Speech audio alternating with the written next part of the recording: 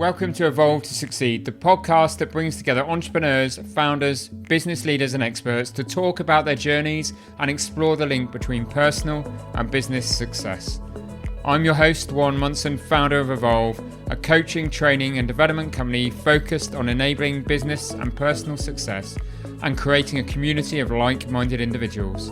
Whether that be through our peer groups, one-to-one coaching, our training and development programs for you and your teams, or through our content and events, our mission is to get the best out of each individual and inspire them to be better both in life and in business.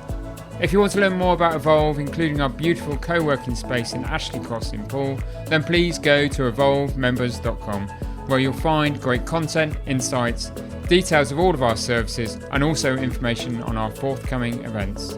For now though, let's get on with the show. Welcome. Today we hear from Marc Trent, CEO at Charles Trent, a fourth generation family-run vehicle recycling company with nearly a century of industry-leading experience. Established in 1926 by Marc's great-grandfather, the company has grown to operate across multiple sites and has a customer base that spans the world. Marc entered the business in 1982 and took over as the managing director in the late 90s. Regular listeners to this podcast will know that I'm intrigued by family businesses and how they pass through the generations. So I was very excited to talk to someone at the helm of a business that is nearly 100 years old and talk to Marc about how he's innovated that business in his tenure of ownership. As well as covering the pleasures and pressures of being part of a family business, my conversation with Marc covers topics from driving the company's evolution, the innovation that's transformed the car recycling industry, and how Marc maintains the core values of the business, to Trent's newly established 100,000 square feet facility in Poole, which is the first facility in the whole world operating a 17-hour shift operation that processes all types of vehicles. Marc and his brothers have taken the business forward in a remarkable way, which is a great achievement, and I'm sure you're going to enjoy this episode. Hello Marc, welcome to the Evolve to Succeed podcast. Thank you, Warren, for having me. Yeah, I'm really looking forward to our conversation. I think there's a wealth of topics that we could and will discuss during the course of our conversation, Marc, including definitely talking about what it's like to be the fourth generation in a family business, changes that are happening within the car recycling industry, automation, that's kind of circular economy stuff, some of the environmental issues, some of the other things that you're passionate about, and maybe what's next for the business. But if I've got this right, Marc, and correct me if I haven't, Charles Trent was established by your great-grandfather in 1926, and nearly 100 years ago. What are your earliest memories of the business, though? Well, my earliest memories was literally probably when I was in 7 or 8 years old, when I used to, every school holiday, I used to go and work up the yard, either directing car parking traffic or whatever, helping out in the yard, whatever, with my father. So it was very early years, and they were great years. Yeah, I suppose it was. I think it was probably like your playground. I suppose then, was it? It certainly was a playground for us. That then there was things that we probably would never get away with today, like such as driving machinery and fork trucks, and also that's where I learned to drive at a very early age. Early age, brilliant. And obviously you came into the business, after school. Do you think there was always that pressure being in a family business for you as the next generation to succeed? I certainly, for myself and my two brothers, there was no pressure going into the business. We were, like I said, we were there from a very early age. It was a business that we grew up in, like I said, from a child right the way through. So it was just a natural progression for us, more so than any pressure. Yeah. So it just became the thing. You kind of left school, started working in the business. Yeah. As soon as we were able to leave school officially, we were a set of hands on in the yard, and we were set on our way in different tasks in the business. Yeah. And if we talk about the generations that have owned the business, like I say, you and your brothers, you're the fourth generation. What's the kind of little bit of history of the business? So yeah, you're right. Neil, Jonathan, and myself are the fourth generation. So there was previously, as I said, it was started back in the early 1920s by my great grandfather. He had 3 children, which was one of them was my grandfather, Charlie Trent. So there was actually 2 Charlie Trents. Okay. So people do get a little bit muddled up with that. and he had two brothers that he was in business with. The second generation didn't go so well as the first generation. Fortunately, my grandfather survived into the third generation with my father and my uncle taking over the business back in the 1970s. Okay. And when did you really take the reins of the business, and what happened and enabled you to do that, I suppose? I think my father was, being the firstborn and being first out of school into the business. I think my father was the one that encouraged me to do the most. There's a huge amount of pressure. That expectation, I suppose, was on your shoulders. I think from the very first, first day you turned up there, he gave me a role. I had to start at 7:00 in the morning, and I worked in. At the time, we bought a very small transport company that sat alongside the original facility at Poole, and he started me off as a lorry fitter, which I did not enjoy for anything, but that's where he wanted to start me. I soon came out of that back into the main yard, and I was set upon different tasks within the business at a very young age. It was really, really interesting. Brilliant. And what are some of the joys, I suppose? We'll talk about some of the challenges, but I'd love to start with some of the joys. What are some of the joys of running a family business, do you see it? I think the joys of a family business is that when you start working alongside other people, they become part of the family as well. I think, there's no airs and graces within a family business. It's very much, the family businesses are so passionate about what they do. And I think that's been a real key, and that passion soon rubs off on other people. Yeah. And that's been really good to see, and obviously that's evolved over the years as well. Yeah, and it is interesting, isn't it? Because I suppose it's the same as any owner-managed business, but that is accentuated, isn't it, in a family business, is that there is a belief and a passion and a history and something that ties everybody into the business that gives it a sense of purpose and direction. And it's about how do you harness that, I suppose. Well, I think like any business, you've got to keep pushing forward, and I think you've also got to look at what's happened in the past. Yeah. So pushing forward in a business, you've got to be thinking of the future, but you've obviously got to be learning from the past. There's a lot of good things that the first, the second, the third generation, a lot of. I would say a lot of good things that they instilled within the family. Yeah. We had a very good work ethic. That was one of them. Hard graft, I'd imagine. It was certainly that was probably the priority, the number one, high graft over how the direction of the business. And obviously one of the other things is be honest. It was very much that you have to be honest. If you shake hands, back then it was every deal was done on a handshake, and even if you got more money offered for something, you stood on your deal. So the two things that was instilled with me or for myself and my two brothers at a very early age was, work hard, be honest. Yeah. And they're good traits to have. Absolutely, they are. And what are some of the challenges of running a family business? And do you feel the pressure of being the custodian of the business? I think that's a really good question. I think the first one is the custodian, and that's what I am, a custodian. We certainly are. We were handed the baton right the way back in the 1990s. 99, I took over the business from my father, and like I said, he held that for 50 years. So it was quite a challenging time for the family at the time. Yeah. It was, what we know today was the right decision, but you have to adapt to the changes that the business is doing, and if you see things differently, you have to work forward on that. Yeah, and it is really interesting, isn't it? And what do you think? Because a lot of family businesses that I've seen and worked with, and perhaps businesses that we could name between us that were local, that don't exist anymore, that were family driven, it's rare for them to make it to the fourth generation. Why do you think it's worked for Charles Trent? I think one of the key things that we've done, and I said, the family businesses do really work really well if the setup is correct in the first place. Yeah. For us, it was fathers and sons. Yeah.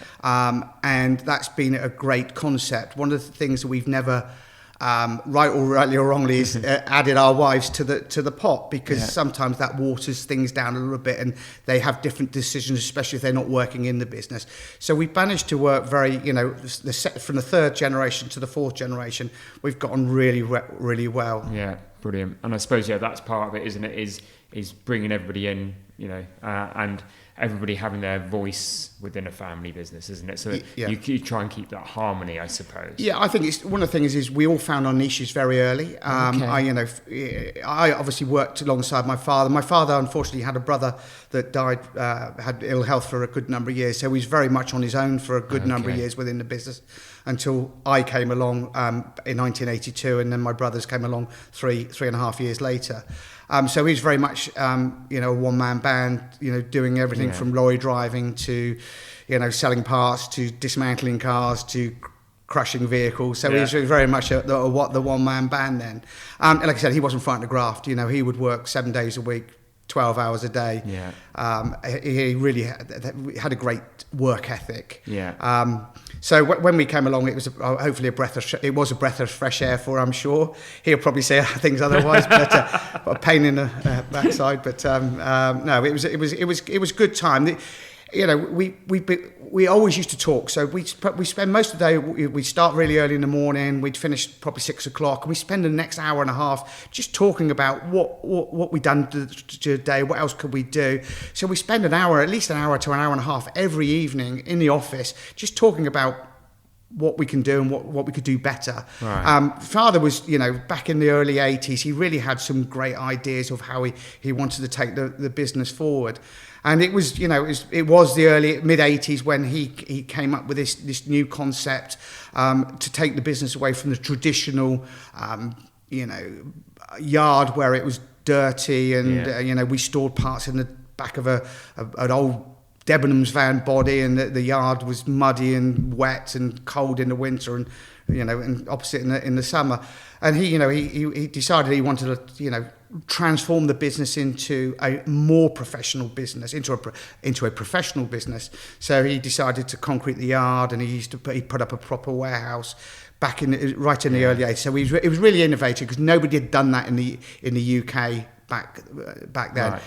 We did that. It was launched in 1987. I remember a story when it was recognised by government. We were starting to talk to government because that's when the EU directive was starting to be talked about, which came in 2002. So we were fortunate. Then we got a government.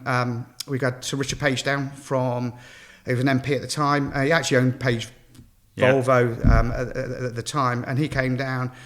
We did a launch day there with press and everything like that. And I remember him saying on that day, this is not traditional car breaking scrap business, is what they called it then. This is just completely new. And he said, no change, no chance. And I was taking that. No change, no chance. Yeah, I like that. That was really good. It was a good saying, and that's why we've always changed the business. We've always been innovators, and we always want to keep pushing forward. And even now, I've been doing it now for 41 years.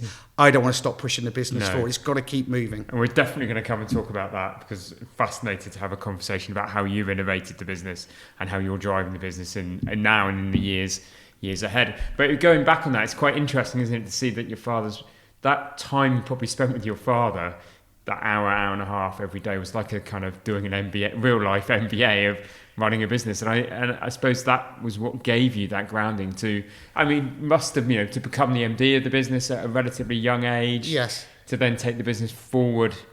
It was for me. The greatest opportunity came in about 1999. I was given the opportunity. We sat down and we said, look, we unfortunately father had some ill health, so which wasn't great for him or the business, and it was a case of I was doing a lot leading up to 1999. I was doing a lot of the stuff that I wasn't was not hands on so much. It was more of the business. And I said to my father, we sat down and we had a really good few days chat about it. And I said, how about I take over the business? And he gave me the opportunity, which was, I'm sure he will say differently, but it was both challenging for him to accept that it's time for the next generation to take over. But I think, you ask him today, I know he's very proud because he's told us so. Yeah, brilliant. And that's good. That's brilliant that he's had the opportunity to do that, and that you and your brothers can hear him say that as well. And I suppose then we need to start talking about, some of the the things that you've done with the business since? So you've mentioned your father, you mentioned the innovation, making it, I suppose less of a car recycling scrapyard where everybody's yanking off their own bits and bartering and creating this warehouse and concreting and that. But, have you always had a grander vision for the business, or is it a case of year by year seeing what's happened in the industry, being on the bleeding edge? I mean, how have you carried that innovation forward, Mark? Well, I think when going back to the 87 when we started, we opened up our new facility. Within the next 30 years, obviously people have followed. It was a natural progression for any business who wanted to do the job right. Unfortunately, today, even the industry is still very much divided. Yeah. Yes, from a very early age, when we were talking earlier, Warren. I always found it a better route to doing a job, getting an end result a lot quicker. So if my father put me into a position, I would always find an easier route to get the same effect. I called that efficiency. He called me that. Father called that being different in a polite way. But it always got the results in the end. So I was very soon thought, I was very early thinking about the business and how the direction of the business should go and about the industry, because it was very much a mom and pop kind of business, a family traditional business, and it is to some respect it's still very much like that today. But obviously there's the big corporate starting to come into there. So even back since '99, I started thinking how we could do things better. So in the early '90s, we expanded the business outside of Poole. Traditionally, we've been in there since the 1920s. So we set up our first shop outside of Poole, and that's where we would deliver parts into Southampton. Okay. So that was very early age. So we call that a depot of ours. What that did do in the very early years is we more or less doubled our part sales from the same amount of vehicles. So we just had a wider audience. Yeah. Very much back then when the internet wasn't around. We've got to talk about the internet in a bit. You had to take the parts to the people rather than now the internet. Is a completely different mold. So right back in the early days, we always had to start thinking 2, 3, 5 years ahead. To the point, as we were talking earlier on, I've started thinking 20, 30 years ahead, because I've got to think about the generations of the business. I said I'm custodian still. Where does it go next? What is the next step for Trent's? And how do we move that business forward? Yeah, and it is really interesting, isn't it? Because if you think about it, and maybe our listeners, and maybe it's a complete misconception, particularly for your businesses, we'll come and talk about. But there's a misconception that the car recycling kind of vehicle recycling world is very archaic. It's a very manual. It's very kind of still down and dirty. And actually, the innovation that has taken place in your industry and partly driven by manufacturers, partly driven by insurance companies, partly driven by legislation, is immense. But until you start talking to you, Mark, you don't kind of see that and understand that, do you? No, you're right. The industry itself is still very much the concept, or the what people believe it is. Yeah. It isn't. It is completely changed. But unfortunately, it's only changed at the top end. There's been a lot of adopters there, but a lot of people like to keep it as a traditional business. Yeah. But for the few, there's a lot of change. I think we've been at the forefront of any future changes. Like I said, some of it's been driven by legislation. Certainly back in 2002, when the directive came into force, that was a significant thing, because it's now vehicles are producer responsibility. So.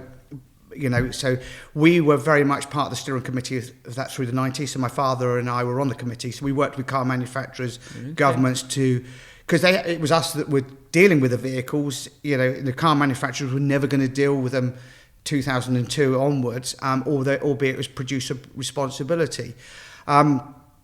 That producer responsibility has remained in force now for a good 20 odd years. As I said, we're talking to you earlier on, Warren, that's changing now. Yeah. Producers, the car manufacturers, have to take more responsibility, and that's what they're looking at now. So there's a new directive that's on the table now. That's now being interpreted. It'll probably take about 3 years to come into play. But you're right. We've had to change how we think as a company. So we had to. Back in the 80s was probably the biggest step that we'd done since the 20s. Yeah. obviously we talked about where we are today. Yeah. Now, probably for 15 years prior to today, I was in my head. I always said that you can take vehicles apart in exactly the same way as you can put them together. There's got to be a way, but the barriers to doing that were huge because obviously most car manufacturers, their production lines build one type of vehicle, although there could be different types. So, for example, we visited a lot of car manufacturers. You get these visitor days. You're actually looking to visit those things and see how they're built. And they'll build a Mini and they'll build variations of Mini, but they won't build a BMW Mini and a BMW 3 Series and a BMW 7 Series. They're all different lines. So one of the challenges for us is, well, if you're going to redo a production line, a reverse production line, you've got to put a Ford, a Vauxhall, a BMW, a Mercedes, all that down the lines. So those were the challenge that I always thought were the barriers to actually achieving this.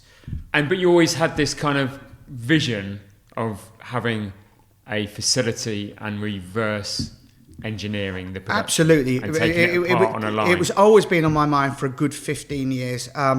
So it wasn't until 2017 that I was invited to France and we looked at a facility. It used to be the old Renault MPV factory. Okay. So it was very much of a concept facility where they just taken the old production lines and just put old end-of-life vehicles down the line, and this is what we could do. So I visited that, like I said, visited there with myself and my brother and one of our facility managers back in 2017. And as soon as I saw it, the light bulb came on. I thought, yeah, this we can do. I can commercialise this. So not only did I want to build one straight away, I wanted to develop that into a 24-hour, 7-day-a-week or 5-day-a-week facility, which we have today. It took 5 years of planning, sharpening. I call it sharpening the axe to actually put it into place, which we opened that in August 22. And yeah, just for our listeners, this is a 100,000 square feet facility? This is a 100,000 square feet, 100,000 square feet facility. The facility, it's a brand new facility. It's in Poole.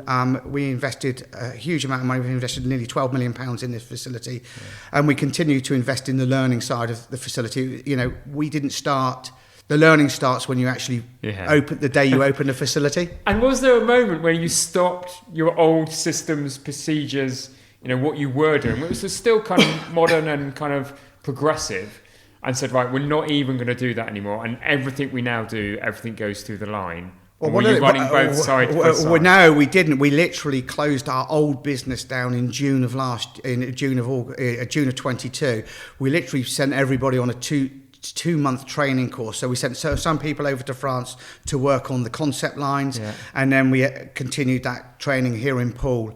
That was a real challenge because we brought the old people across to the new facilities.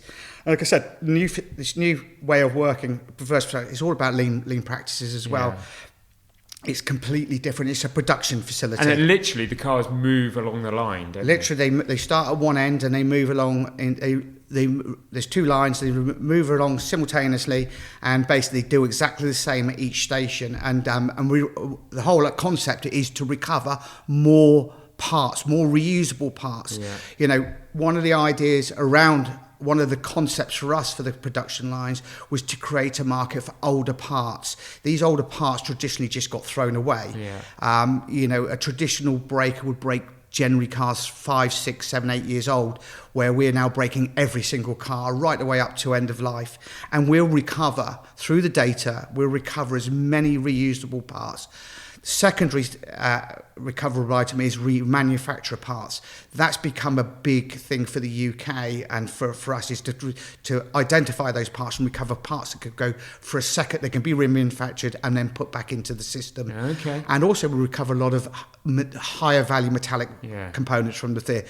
Recover a lot more wiring loom, a lot more aluminium, a lot more heavy steel, you know, and it's creating more value from that processes. But as I said, it's lean practices, so it's very efficient. So our cost to produce a part is extremely low, although our investment has been extremely high. I've got so many questions. Right, let's do a quick fire. What percentage of a car did you used to recover to be, you know, recycled under the old way? And typically, you know, broadly, what's that percentage now? Well, if you take the typical 10-year and older vehicle, we wouldn't recover anything from it. Right, It would just basically be take all the fluids from the vehicle, because that's law, and then you would just crush that vehicle and it would go through to the traditional shredder. From the original, the other vehicles, the newer vehicles, you recover probably 15 to 20 parts of a vehicle from that vehicles, and you'd sell them through well, obviously now the internet, and obviously it used to be the front counters. Yeah, and is it? I think you've mentioned before about 85% on some vehicles now being recovered. Well, by law you have to recycle a vehicle by 95% in the UK. It started at 75% in 2002. Right. Target got increased to 85%, and now 95%. We're actually at 96.2%. Now that target is somewhat, or that achievement is through the parts we recover from the vehicle, from the processes through the shredder. And that's how it's a whole combination of that. Our goal is to achieve as close to 100% as we can over the coming years, and we'll do that by identifying more of the product that we can recover from that vehicle. So at the moment, when we dismantle a vehicle, we basically strip it down to about 85% of the vehicle. So we've recovered about 85% of the products that we know that we can either resell, or we can reprocess, or remanufacture, or certainly reuse. So the interesting thing is our number of parts that we're recovering from our vehicle park is increased significantly. As I said to you earlier on, a lot of our stuff is driven through technology, through data things. So we are the largest parts reseller in Europe through eBay. We do a lot of work with eBay. Great concept. It's a great shop window, eBay, for us. So we sell parts not just in the UK. We sell parts all over the world. You know, eBay is a very good tool. So we work very well with them. They've also brought in an accreditation. They funded the accreditation for the industry. It's very similar to the ISO that we see now, 9001, 14001, 27001. So the same kinds of people that do the audit on those, do the audit for the VRA. And basically the VRA accreditation is basically how the provenance of the part from the time the vehicles come in right the way through to the time it's boxed and put on the shelf. I think one of the other important things to mention is that when we looked at setting up this new reverse production facility, we also looked at how we could incorporate a modern warehouse facility. So we very much looked at the Amazon kind of stock control model. Stock controls. So if you come to any of our facilities, we have a great big facility out at Holton Heath.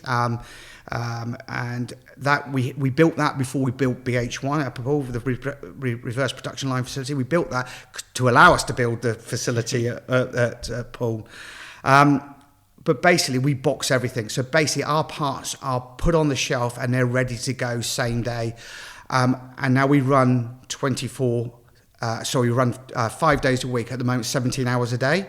And soon that will become 24/5. We're looking to open that in February next year. Wow, it's amazing. And how long does it take? I'm going to come back to the logistics side of things, but how long does it take for a car to start? You know, you put it on the start of the reverse engineering kind of line, and to get to the other end.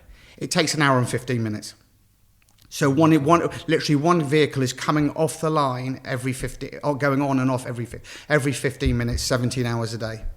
Wow, that's incredible. Yeah, it's certainly. You know, we've had since we opened it back in August 22. We've obviously invited certain parties to the thing, and I think what their perception, and when they turn up, I think I have not seen people just look in awe of what we've done. Yeah. And does it feel like, as a business owner now, does it feel like, you talk about shutting down the business for a couple of months, you know, summer 2022, everybody retraining, does it feel like you've started nearly a completely new business? Oh, absolutely. This is.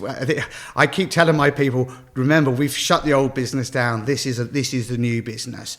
You can learn, like I said, if you talk about the history of the business, you can always learn from the past, but you've got to look into the future.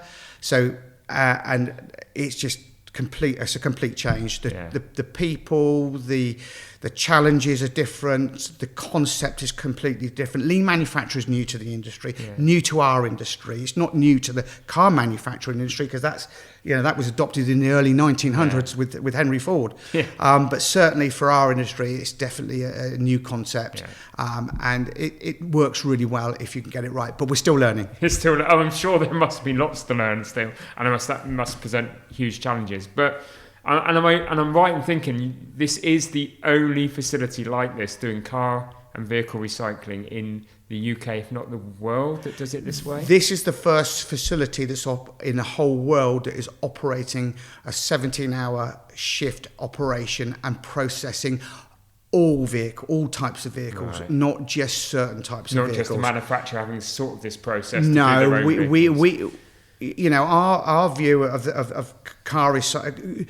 Our view of car recycling is you've got to recover the materials from the vehicles before it goes through shredding, and the reason you do that, otherwise it gets lost in the shredding process, and you want to recover enough material. We talk about the circular economy is a great thing. So a lot of materials we are going to go back into back into a new car, and that's what we're trying to do more of today. Obviously, car recycling has been around for years. Ever since there's been vehicles. Ever since there's been vehicles, if you actually wind the clock back into the early or the mid 20s and the early 30s, cars were wooden. So when they come to their end of life, they push them into the same hole you put your household waste into. Very much up on the Manning's Heath there is where the facility was right on the edge of the tip. So as soon as they finish, they push them off the cliff into the tip. It's weird, isn't it? How life was different 100 years ago. And talking about kind of the facility and where the business is now.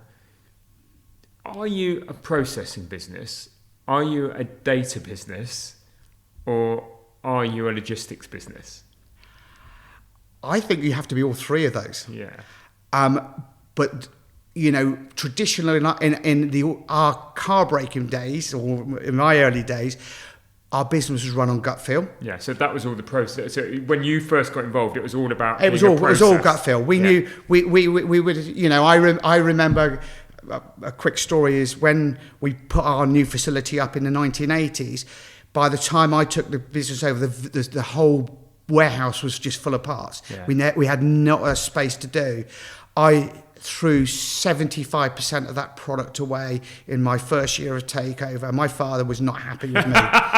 and I said, and my rationale was those parts didn't sell. The good thing is we computerized. We were very early adopters of computers back in the 80s, and we computerized it from day one, or it was a bespoke system that we wrote, and we just knew that these parts didn't sell.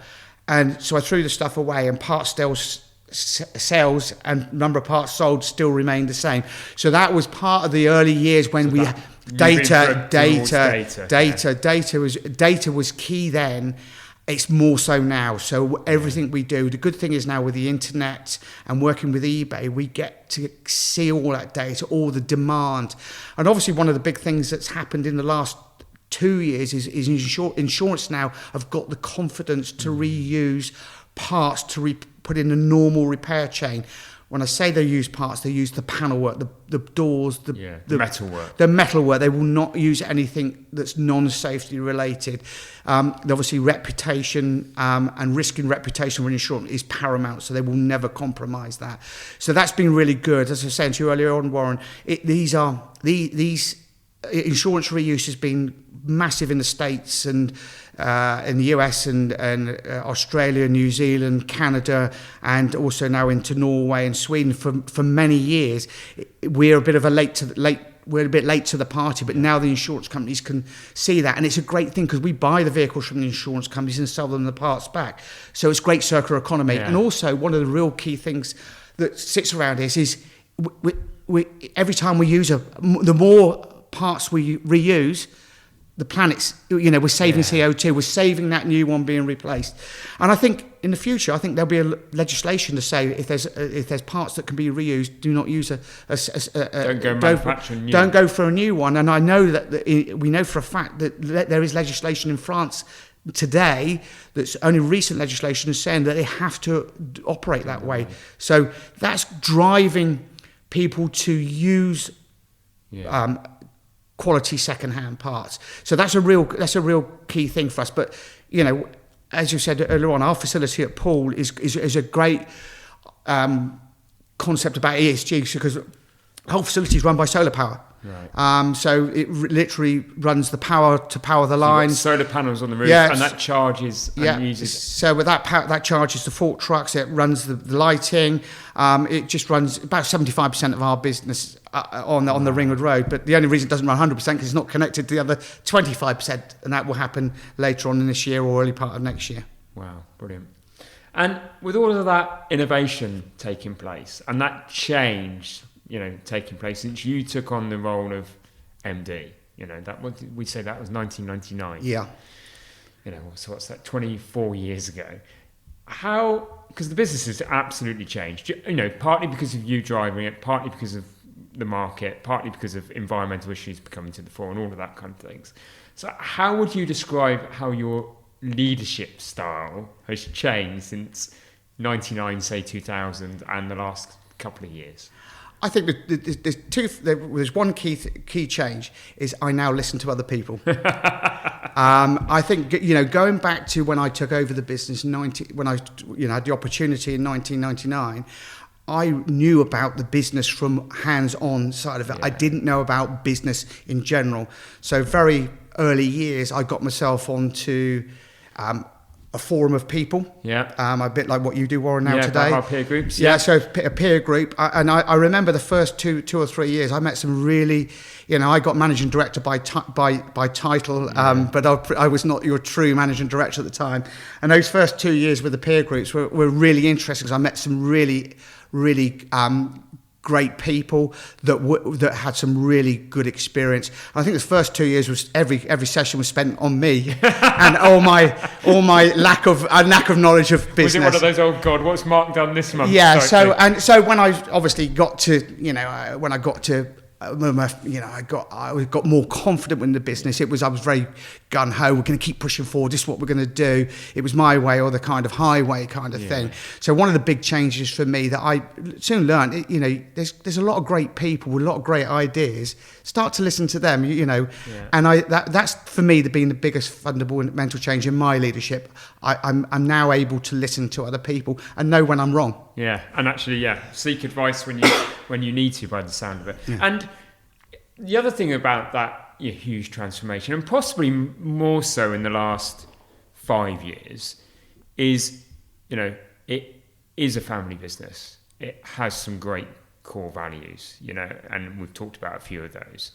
How have you managed to maintain the core values of the business through this transition? Because that's really hard, because you're nearly transcending from a kind of, since you've taken the business in this fourth generation, you and your brothers, it has transcended, hasn't it, from a local family business into a nationwide business, and it has become, significantly larger. And we've talked about the changes that are taking place, but values still must be important to you. Absolutely. When you're a smaller business, your family values are quite easy to maintain, for sure, because obviously you're working in the business. Families in the business, hands-on. You're on.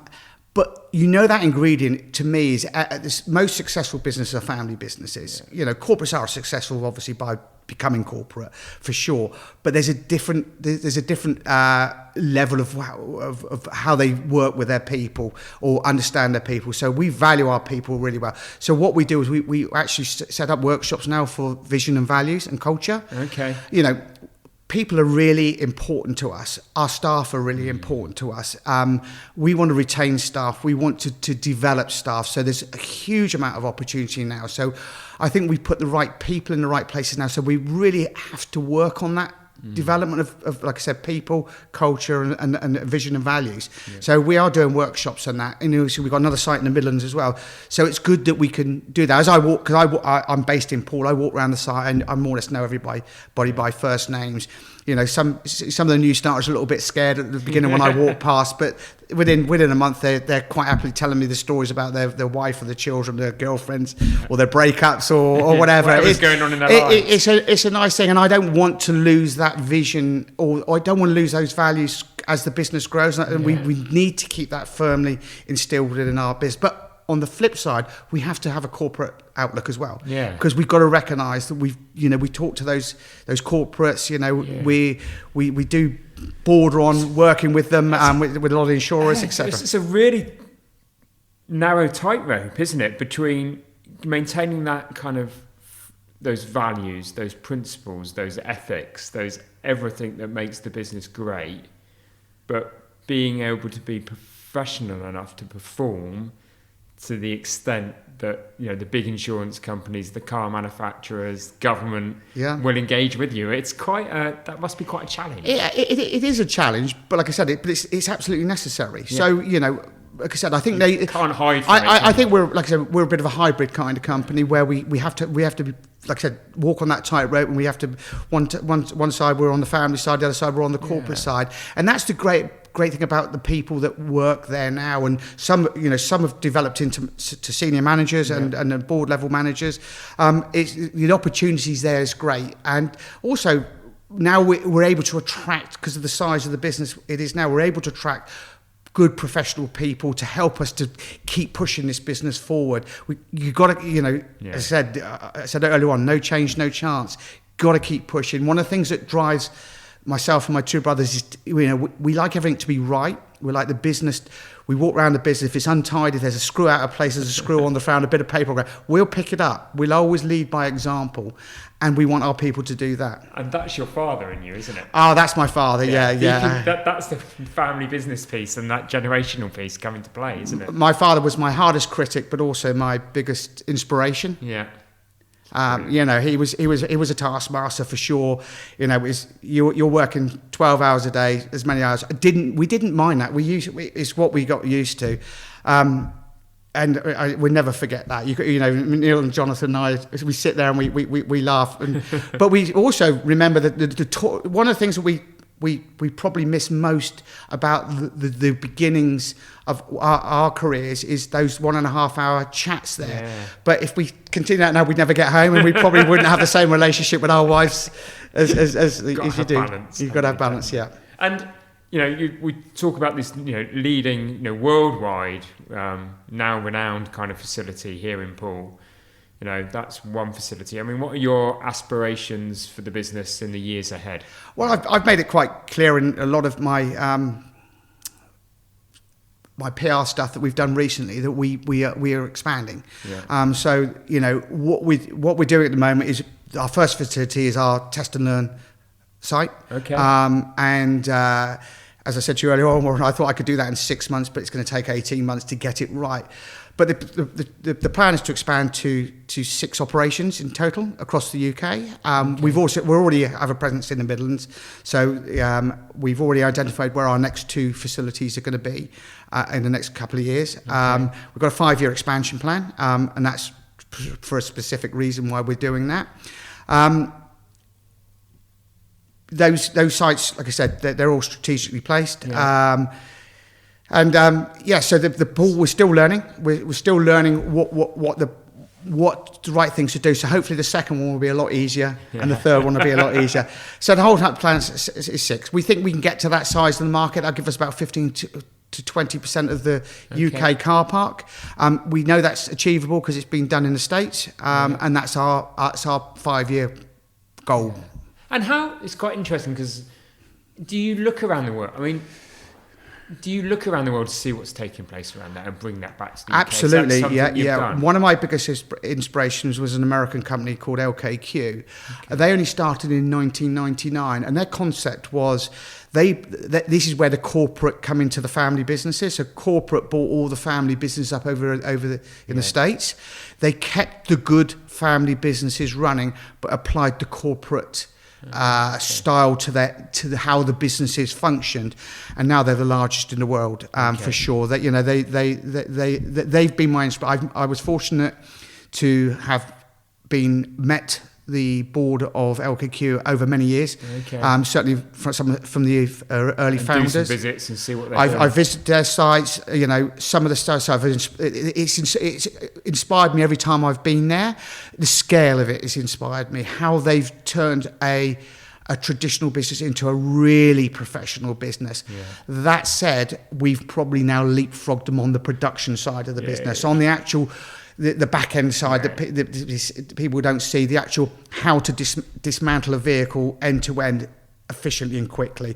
That I'd say we have now got the market advantage on. I can see the pride in your eyes in that, and then very deservedly so. Because I think there is a thing, isn't there? And sometimes, as owner managers, we can be quite, insular, can't we? And we can think we know it all, and we kind of think of our little in our little geographical area, wherever we are and wherever we operate.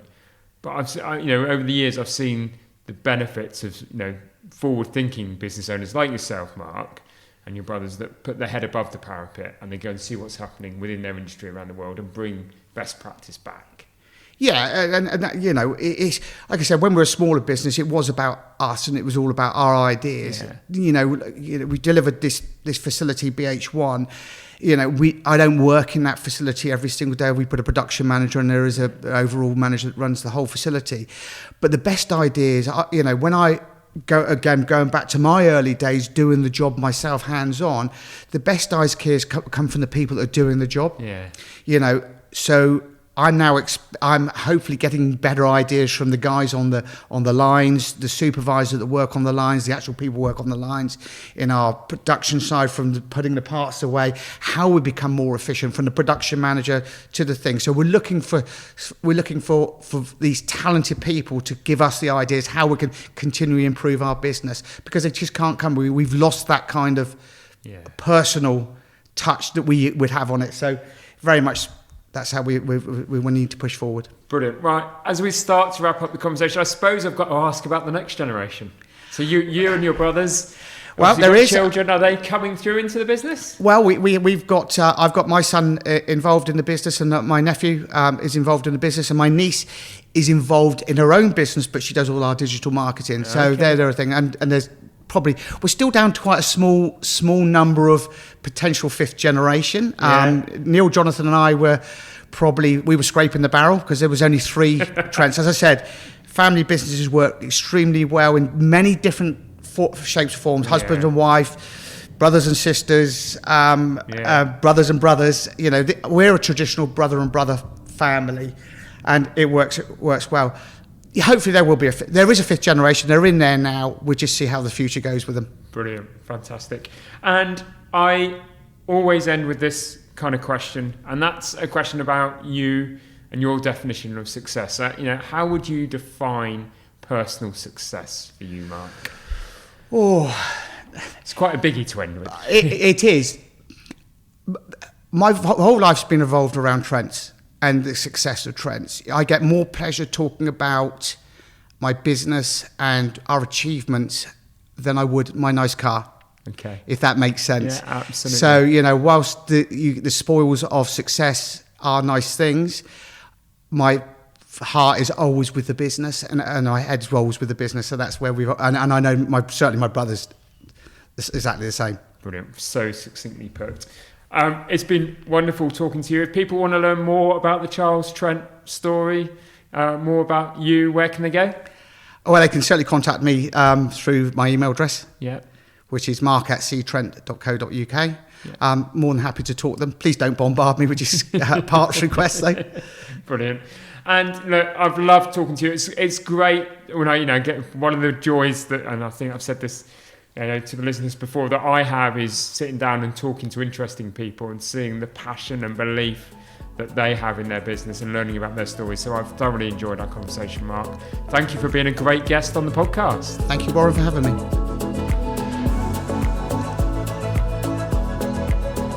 Thank you for listening to the Evolve to Succeed podcast. My hope with every episode is that you've learned something new or heard something that challenged your way of thinking and further motivated you on your path towards becoming a more knowledgeable, informed and inspired individual and business leader.